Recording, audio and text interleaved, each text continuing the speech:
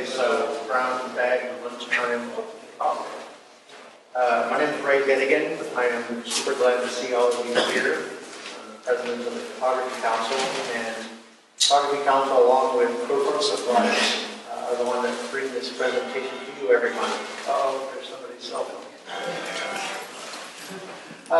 So every month we present a local and regional photographer to come down and talk about their work, give us all a chance to see what's happening in the photo community.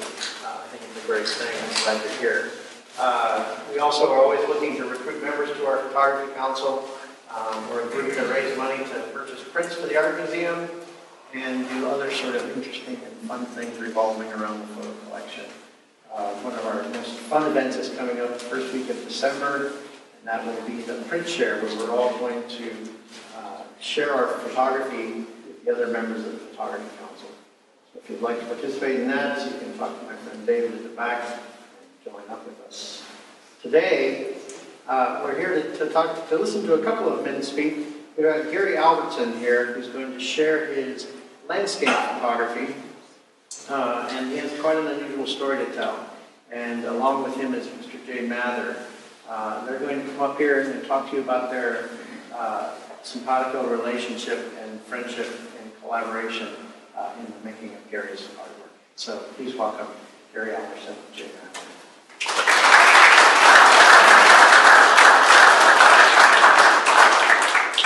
Thank you all for coming. Simpatico, that's not like that. That's good. Proud that that's not we are going to try to maximize our time here and do as much as we can within an hour. So my presentation is a little abbreviated, but I wanted to just introduce you to how we two came together. And my career in photojournalism spans 40 plus years, 45 years, beginning in Denver, moving on to Louisville, Kentucky, to Sacramento, and then retiring, moving to Oregon. It wasn't until I got to Oregon in 2007 that I began to take notice of Gary's work. He had a small gallery in his little town of Sisters, and I was very intrigued with his work because throughout the course of my career, landscape just wasn't part of what I did. It was people stories about people, places, and events and issues, and the stories that photojournalists traditionally did were stories of the poor and nameless, not the rich and famous. So when I had a chance to meet Gary, it was kind of like, because do I really kind of, shall I ask? So I asked through a friend of his, and it turned out it was very good. And Gary taught me more about landscape photography than anybody I've been around, just because he not only talks about photography, he talks about seeing, about your senses. His senses are so heightened because he has to depend on all the other senses more than he did his sight. And I find his sight is probably more keen than mine in many cases. If you notice that last picture of Gary standing there, and he's just, it's not about the photography, it's about a sense of place and how he appreciates what he has in the, when you're talking about sense of place. He's standing there, he's listening to the river, he's hearing, he's sensing everything that's going on. His story takes off from there, and so I will turn it over to him now. He can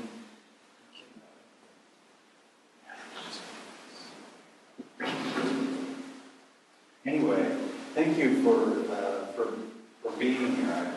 I'm very honored to be in this almost artfully holy building.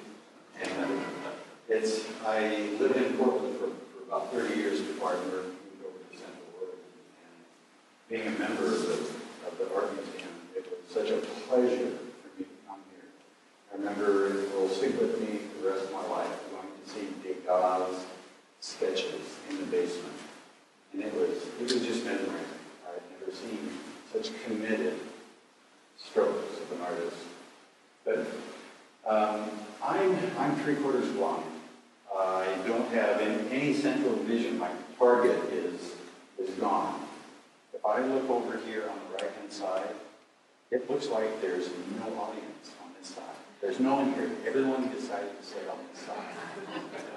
Now, if I look over here, all of a sudden, all of the people that were here ran over and sat over there. And so it's, my blindness is, it's like a game.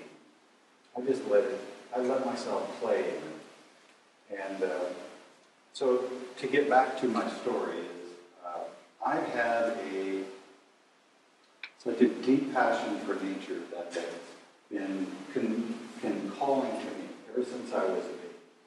We used to go over I grew up around Albany, and from a hunting gathering family, we'd go over to Central Oregon, especially around the Metolius Basin. And as a little tiny kid, I would just walk away from hunting camp, just walk down the Forest Service Road, attracted by birds and bees and chipmunks. I didn't know what was calling me, but I was just following. And I could hear Mom way in the background, hearing, "Where's Gary? Where's Gary? He left camp again." And I would go back. Mom would scold me and say, "Don't you ever leave without telling us where you're going." And I never did. Because I was somewhat on a journey all the time. Kind of spaced out. And I was drawing, at the time, drawing nature. And, through grade school, through high school, in Albany. And then I recruited right out of high school to work as an artist, since I had been an artist all my life as a child. I was recruited to be a graphic artist and graphic designer in Ryan Advertising in Albany. And then around 1972, we moved up to Portland and started the Portland Agency. I worked there for maybe, I was learning composition. Here I am, just a country boy that just knew and had a second sense about shapes and forms. So I was learning composition. I was learning details. I was learning about printing. I was learning about photography, working over the shoulders. And I was getting more fascinated by photography than I was graphic design. And then around 72, we started the Portland Agency. I started working for another agency, Hines and Turtle Dove. If any of you remember that agency years ago.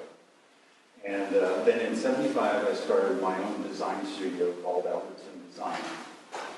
And I was just doing. I was just into designing, and somehow people were filling my pocket with money. And I wasn't captivated by it, but I was with photography.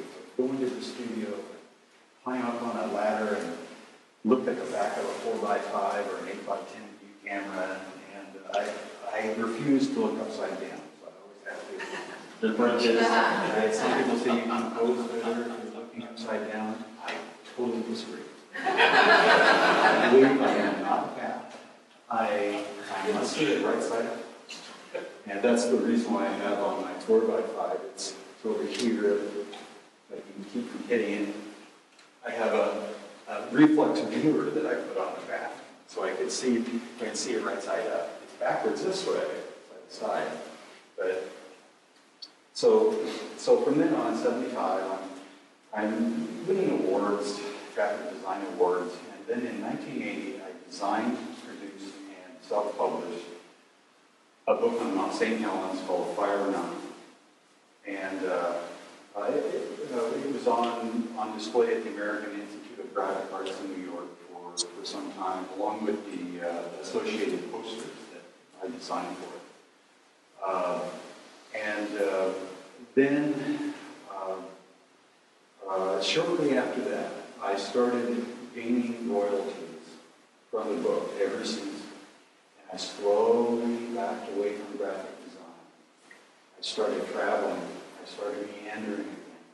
Now I was packing cameras like the Pentax 6-7. I was getting into tuning since I was so fascinated with photography. And I had been shooting 35 millimeters. I jumped up to the tuning group. And then I'm traveling all over the world.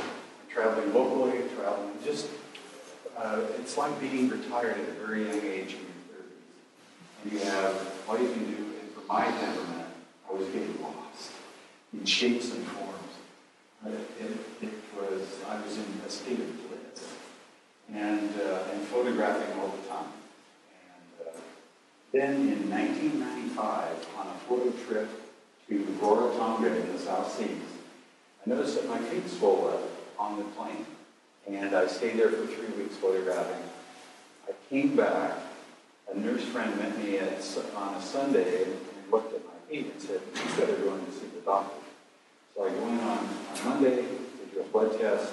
They say, "Gary, you're in total kidney failure. You must get into ICU at the hospital immediately." So they literally threw me in the hospital. I'm in ICU, and people are running around me. In ICU, it's amazing just to observe what's going on. Doctors are running around, and they're jabbing tubes into my chest, and I'm screaming. And they're putting it in other orifices. And in ICU, they don't have to be tender. They don't have to bend the area. They are used to people screaming. So I'm screaming, but then I still had enough of a light heart that I would turn around in between screaming and go, "You guys have the best toys." And I've always been that way. I love going to the hospital. Actually, so all of a sudden now my life of freedom is totally shut down. Now I'm living off of a machine 3 times a week for 4.5 hours to clean my blood. And it was over. My life, totally, the ideal life I'd been living for so long was gone. And then the doctor said, "Gary, you are an exceptionally healthy person for a human who has total kidney failure."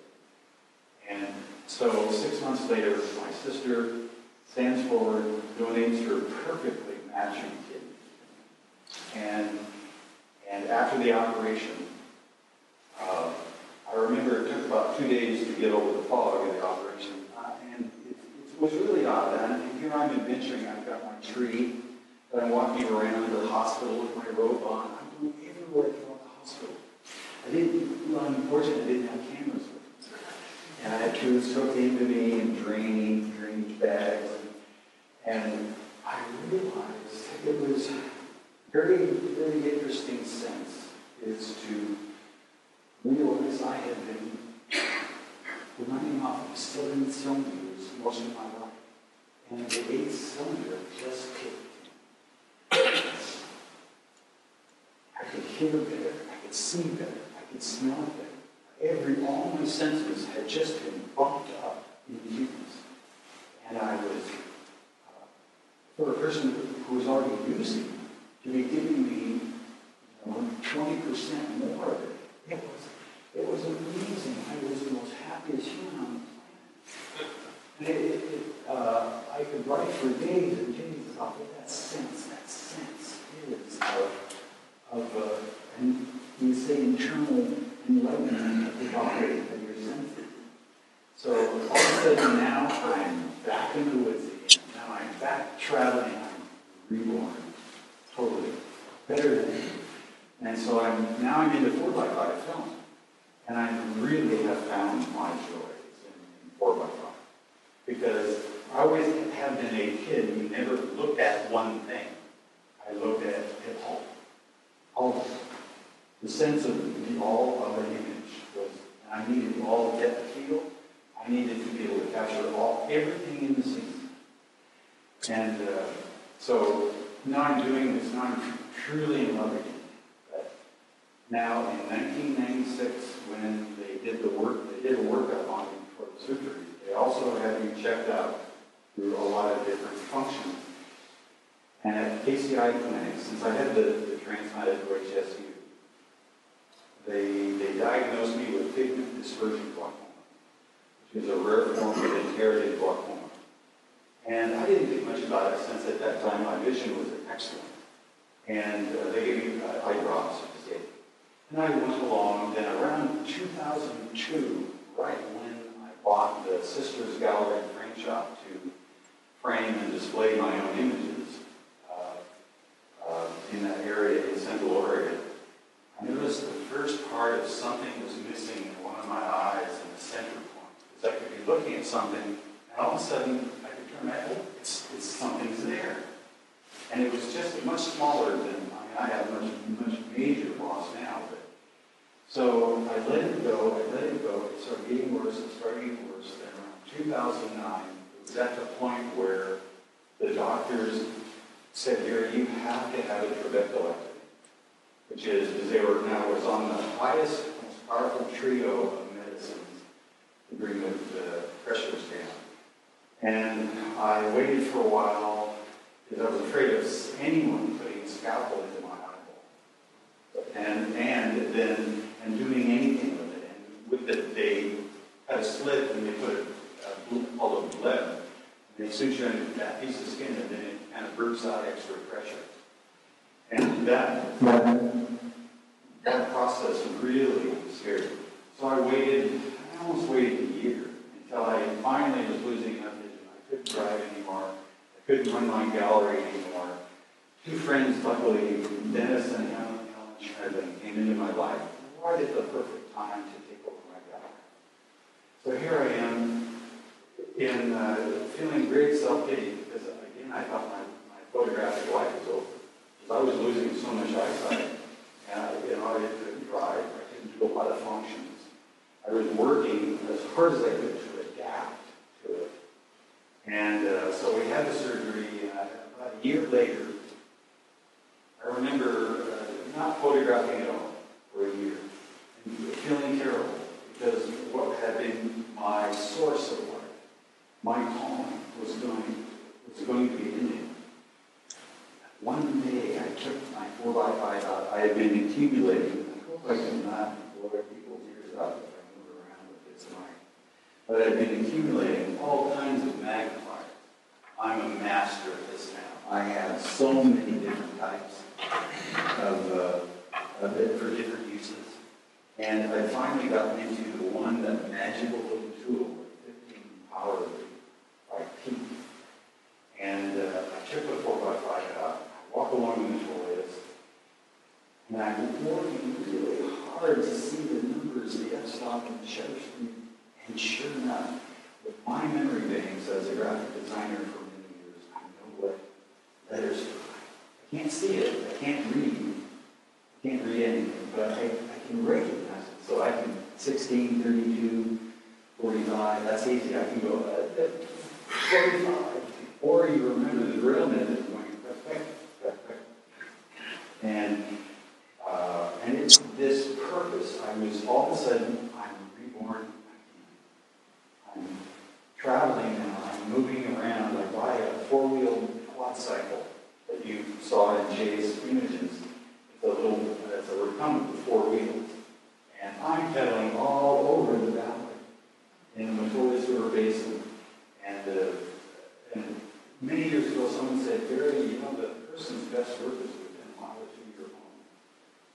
I know that exactly. Because my best work is within a mile or 2 of my home. I have images of Central America, Thailand, South Seas, all over Oregon, but my work on the tour is divine. And so now I'm alive again. And so, like with the cameras, I wanted to show you one thing. This is the reflex viewer. This is a 300 millimeter. This particular camera doesn't have a bellows draw deep enough, actually, for a 300 millimeter. So I found a can. This is a mixed vegetable can. And the mistake I made was taking the label off. And it looks good. It looks like something out of Buck Rogers or something. And I wanted to show you one thing. One day I was photographing, or I took off, and I had my dark cloth with me in the back. Or I didn't have it. I forgot it, and I got out, and I realized, wait a minute, I don't have a dark cloth. And I really do have limited eyesight. It's amazing what I get away with. And I needed the dark cloth to be able to see with a 15 power spot that I can focus. I go in and out, and until I know that, okay, I'm in focus. And I didn't have, but I had this black t-shirt I was wearing. And I'm sitting there, and all of a sudden I thought, wait a minute, pulled the shirt off and the t-shirt still on my neck. I didn't. Dark cloth. Then later, I took it off. I put the elastic. And this, I'm too late in the scheme of things to market this. This is Sister's Coffee Company. So,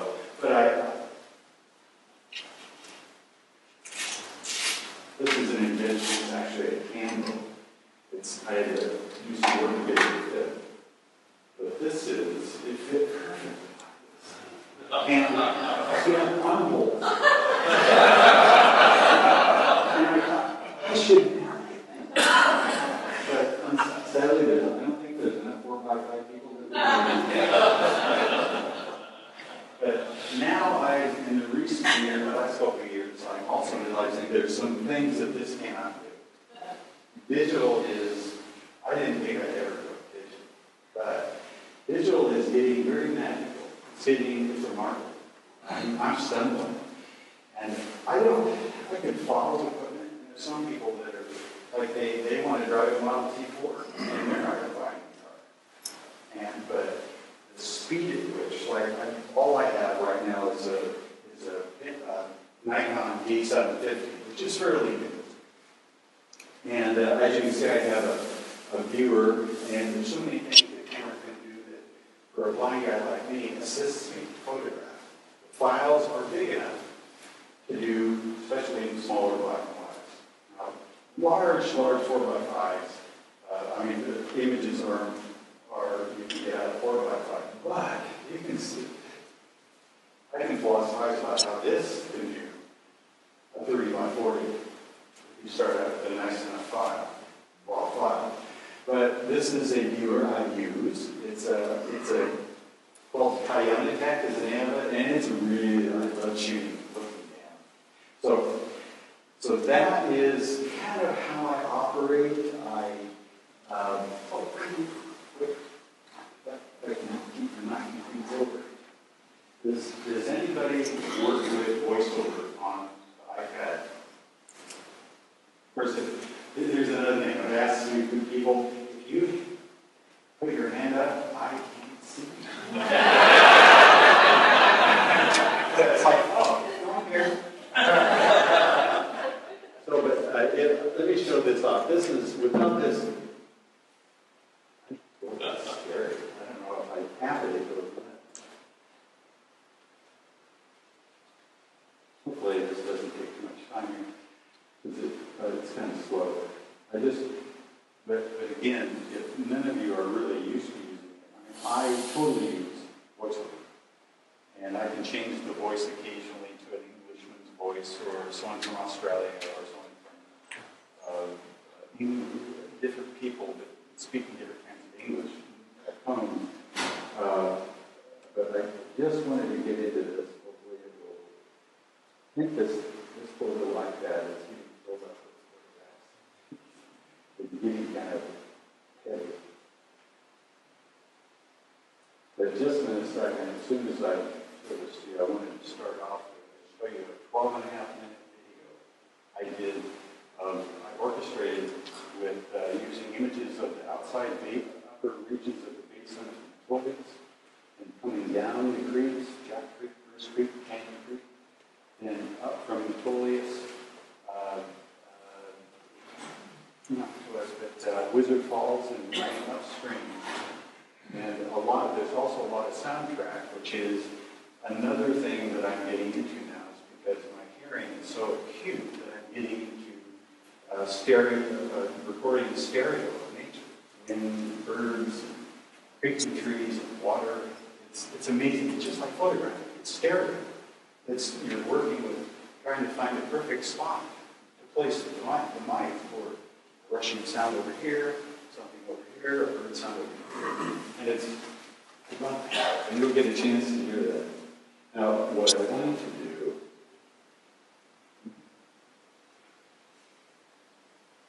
I'm just going to guess at this, but this is just an email from someone. Voiceover on. Mail. I talked with you before about the informational kiosk for the City of Sisters asked me to work on. It companions with with all the deadlines I am facing. I don't have time to do an accurate scaling of this kiosk pedestal and components, voiceover off. But if, for me, this is an invaluable tool. I use it all the time. It's how I do my research. It's how I read. I mean, I don't read. Someone talks to me. And, but highly recommend it. It's fun to play with, too. So, if we're ready, let me move this out of the way. Good. Thank you, Jay. We're ready?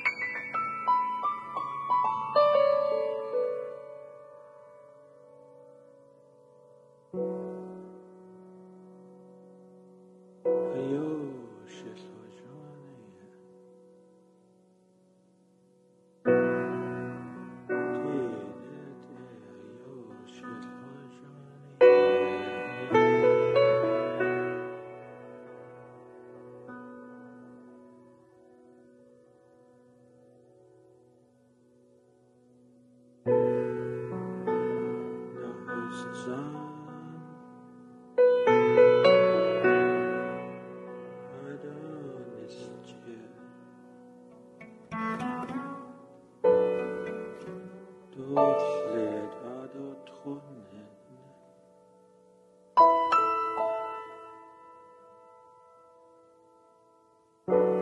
Ascednete Adelia Adeliana Eixe Sayor Jona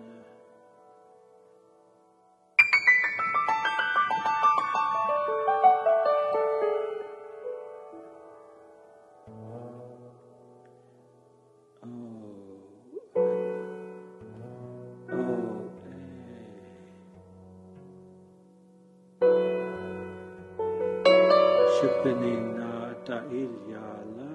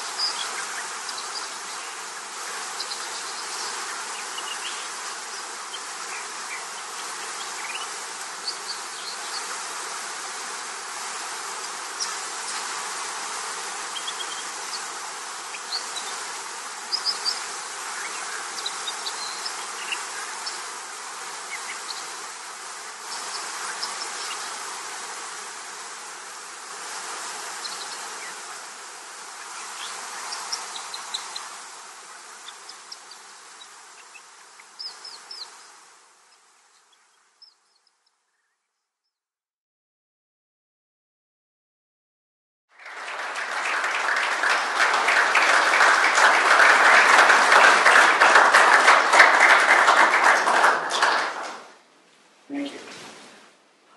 We would certainly entertain any comments, questions you would have about what we have tried to do together. Yes. I wondered if you were ever in the water taking any of the photos. We try to avoid that. Yeah. That is a cold, fast stream. And me being blind, basically, that's really dangerous. I thought about it, but that's, no. There was one photo in particular which felt as if you were in the water taking it. Mm-hmm. Sometimes you just, that's that spot you're seeking to find. You're trying to find that spot where you feel like you're in the water. We haven't tried levitating. Yeah. I have my 3 wishes that the genie should appear. I have, one is to defy gravity at will. And the other one would be to speak any language that I have necessary. And the third thing would be to say the right thing at any moment in time. I'll stop there because I may need that. And not say what I'm... But you know, you could, with like a painter's bowl, just put a self-timer on it and just stick it out into the river. You just could.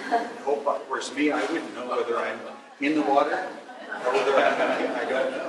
Matilda's River can be very gentle and bucolic in some places. In other places, it's a wild, raging torrent. And it's not uncommon. It has happened in the past where fishermen will go out there and they'll get over their heads, get their boots filled with water and they get swept off. And being that it's a wild and scenic river, there's all the trees and everything that have fallen down the river create what they call strainers. And you don't want to ever find yourself in the water because it wouldn't be a very good outcome. We lost a fisherman last year. He just stepped into a deep spot, and with all his boots and equipment, he just. Fortunately, his wife was sitting on the shore watching it all happen. So it is a dangerous river, but beautiful. It can be it's a wonderful place. It's a magical spot. I go out there quite a bit. Just go. It was one of the reasons I decided to move to Sisters is because of Matilda's. It is a place of refuge. It's a place of peace and comfort. And you never go there and think you've seen it all before. That's the way you'll find something new. Yes. Well, I just wanted to comment. I really appreciate hearing the sounds of the pictures. I mean, it does emphasize your comments about taking in all the senses. You know, I am a glutton for tasting what something is like. And hearing, you know, eyesight it's just the scouts of the heart. But if the senses and feelings were a house, the eyesight is walking up to each window and looking in and scouting in what the sense is to be alive. Hearing, you're inside, sitting at the dinner table, listening to everything go on around you in every room. And if eyesight is 3D, hearing is 100D. It's constantly around you, and it floods you all constant. And I'm enduring I'm not missing. Yes, I wish I had eyesight, but the fact that I'm acclimating to hearing it's wonderful. I love orchestrating sound. To do this video, that was perfect for me because of using all my. I have a CD I did of like 33 cuts, and this was only like 4 out of that CD. But to orchestrate images, to orchestrate sound, to try and fit as close as I can sound. There was one spot in that was a winter scene that birds do not chirp that time of the year, and I missed it a little bit, but most of it fit fairly well, blended well. So You take away a lot of my excuses. I had that same revelation. Yeah.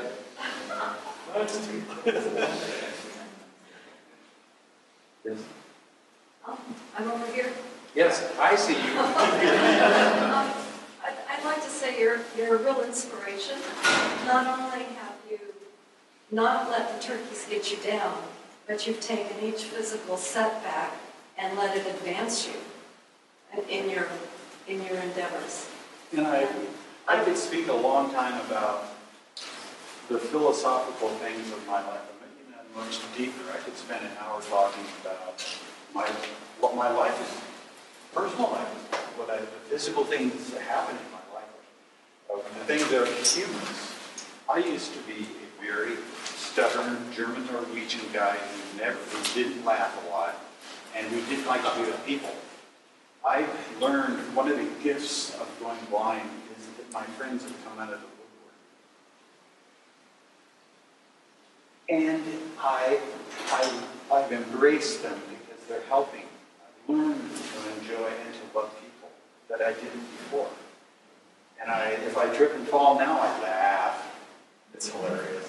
But if I bump my head, which is often, I laugh. And so I would like to talk more to people about, to anybody with a handicap, that it's just how you participate. I think you have to have a love of something that drives you around. And it'll always be there, my blindness, but I can't let it get me down. I have to let what my love is, of life, to keep it going. Then this is just nothing, really nothing. But I miss driving. I really miss that. And then my question is this. I was listening to you and looking at your pictures and thinking of Matisse and Degas, who both, as they became older, were losing their eyesight. And it really affected the paintings that they did. And to me, they just became magical. That was the point where their work was transformed. And I'm wondering if your loss of eyesight has changed your artistic vision. Yes. In a real concrete sense. It's matured my photography. And you could say I see as Monet painted. Nothing is ever in focus. Everything is kind of a blur. And so you're kind of free? Pardon? So you're kind of free. Yes. Sometimes it's like falling out of a nest. You got to learn how to fly. And if I have fallen out of the nest of life enough times, that I just have a bigger desire to fly than I am to stay grounded. And it's slowed me down. I did one video shortly not too long ago. I called it, I talked about, I don't know if it's on YouTube or somewhere, but I talked about the pleasure of slowing down. It's forced me to slow down. I can't walk as fast. I can't physically walk as fast. I have to wear boots all the time now. It's real easy for me to turn my ankles because I can't see rocks very well. And but I slowed down and I did a thing called 2 weeks and 100 yards because I enjoy that. You could say isolation within a short space now, and I can find it. I just have to go over it back and over and over and over again. Then I see it. And one quick thing is how I photograph. I have a very good memory of shapes and forms. And it helps to grow blind, and you say late in life because I know what things generally look like. I can't see them now. I generally know from memory. And if I walk up to a scene on the river, I'll walk up and I'll say, oh, there's the tree. I can't see the bark on it, but I know there's the shape of the tree at this angle. And I'll walk over, there'll be a brush over here, and I'll see it. And then as soon as I walk away, I can't see it anymore. I can't really see it anyway, but I can sense it's there. I can see its shape. As soon as I walk away, it's gone. And then I walk around the whole scene. I'll sit there and I'll say, 24 millimeter. And I know what will capture this. And I know that tree's over there. I know all these things in the spot. And I know I can literally, I don't have to look at the back to compose anymore. I can just move the camera and know right there. And I stitch it in my head like a quilt, what I'm going to get. And it's a process, and my short-term memory has improved dramatically since I lost sight, because you have to put, when you put something down, you better remember it. Well, I don't mean to take up too much time, Jay, but one thing I did the other day, because I think all photographers should try this, is blindfold yourself and find all your equipment in your bag. I was walking along the terrace, I'm shooting a shot in the kind of tall grass, and I picked up my camera bag, and for the very first time I forgot to zip it up.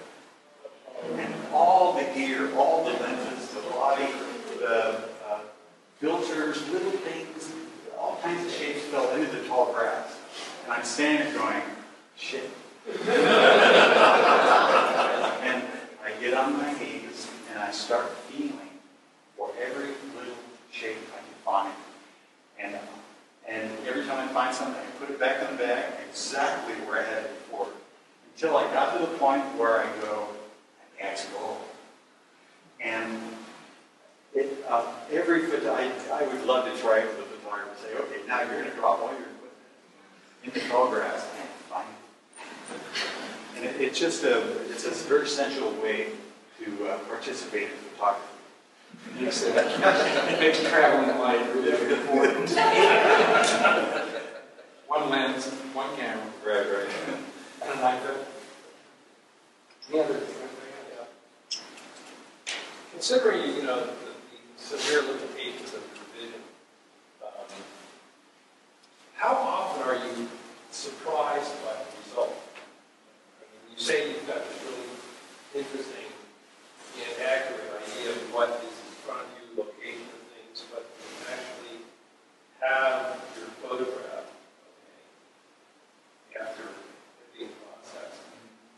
Are you often or not very often surprised by the result? I've never not. Okay. Never not. Every time I shoot something, I'm guessing. And luckily I have enough skill, I have enough memory, and enough of a gift of choosing the right subject.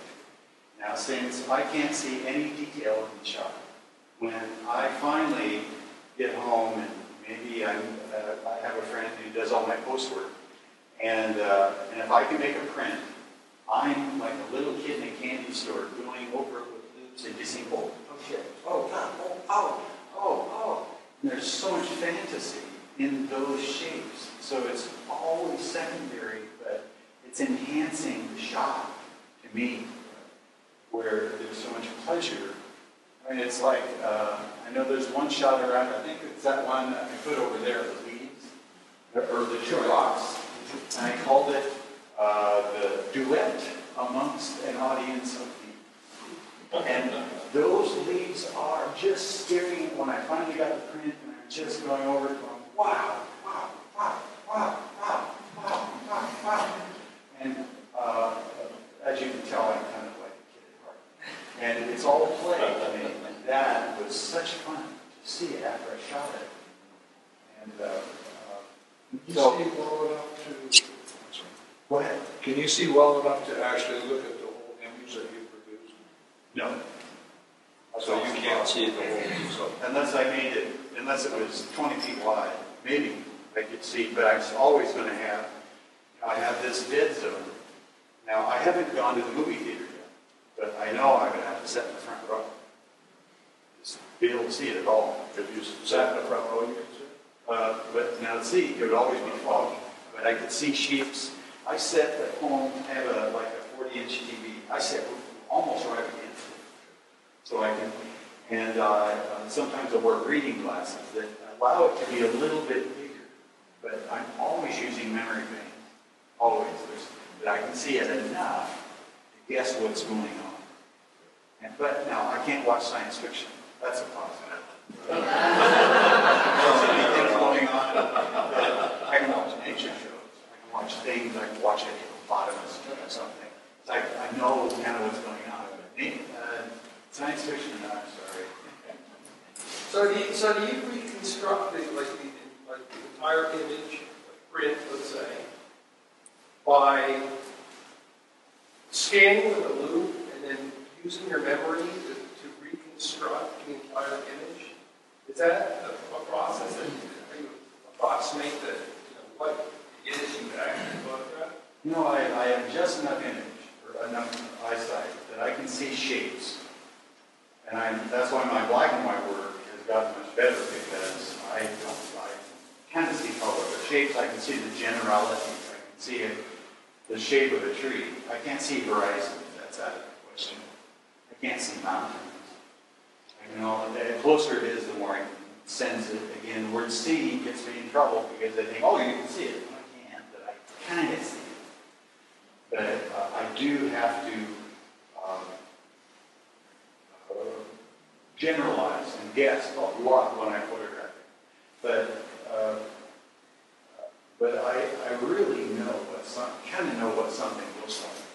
I kind of know where to position the camera. But the loop doesn't help me. The loop on the back of the camera, all that does is I'll guess at where the point is to focus on. Since I'm shooting at like f/45, I've got to find where's my center, where's my point for focus. I can, with the dark cloth, my t-shirt, and I can find with the 15 power, I can say, okay, about right here. Now, I can't see focus. I have to take and go in and out, pass focus, behind, go back and forth, until I see it kind of going in focus and going out of focus, in focus, out of focus. I go back and forth, and I go, that's it. But I'm working on one spot. But I never see the scene. I just guess what I'm looking at. But it all works. Somehow, it works. The back.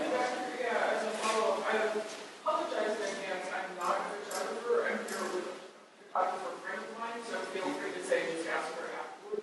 But as a follow-up to that last discussion, so many of your photographs have so much sharpness and clarity, and it seems like the focus is done pretty deliberately. And I wonder how much of that, it sort of sounds like you're saying that's sort of gift and memory, etc., or is there, how does that happen? Now, what do you mean by focus? Well, there's a lot of sharpness, like in the bark of the trees, and in the little tiny twigs and branches, and there was one of some kind of blown out dandelions, like really sharply contrasted against a background. And then there were some that had very interesting, it looked to me, again, as a non-photographer, as a focus choice, where like the far bank of the river would be in sharp focus, and then the actual water was very soft focus. Yeah, I'll try and explain it to it. Let's say water is a subject, it's moving. You're using a still camera, and you've got something moving. It will change in its appearance based on your shutter speed. And now I'm shooting with great depth of field. I'm shooting on f/45. And I'm shooting some of my scenes. I have one scene in there was one of my favorite shots of snow and Jack Creek. That was 5 minutes long. But I don't worry about time. It's not an issue to me. What's important to me is that I get everything in focus.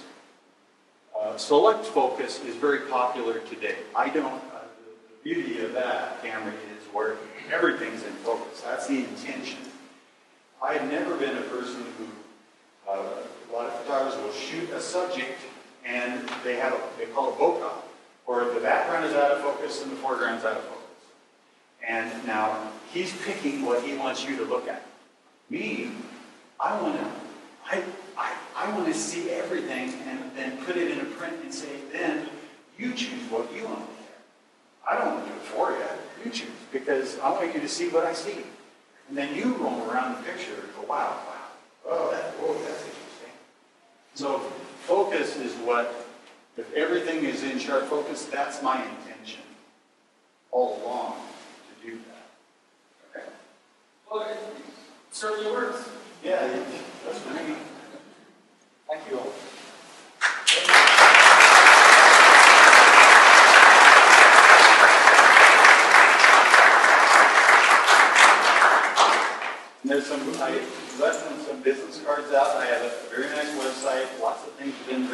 me, there's other pictures.